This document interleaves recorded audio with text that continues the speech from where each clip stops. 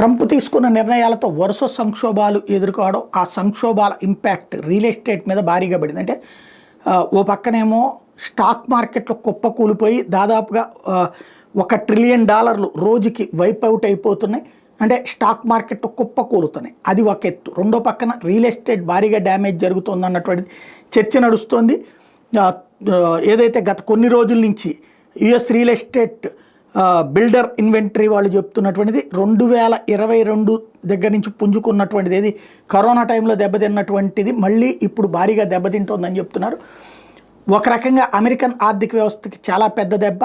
At the same time ఇండియన్స్కి, అక్కడ ఉండే ఇండియన్స్కి చాలా హ్యాపీ. ఎందుకంటే వీళ్ళు రూపాయి కూడేసుకుని దాచుకున్నటువంటి వాళ్ళు ఉన్నారు, లేదా ఊళ్ళల్లో ఆస్తులు ఉన్నటువంటి వాళ్ళు ఈ సందర్భంలో అక్కడ ఇల్లు కొనుక్కోవడానికి రెడీ అయిపోతారు. మనోడు చాలామంది చేస్తున్న పని ఏంటంటే అమెరికాలో ఇల్లు కొనేశారు, ఇల్లు కొనేసుకుంటే దాంట్లో అద్దెలకి ఇచ్చుకునైనా బతికే ఇచ్చన్నటువంటి రూట్లో నడుస్తున్నారు. అది రాబోయేటటువంటి రోజుల్లో మరింతగా సాగే అవకాశం ఉంటుంది.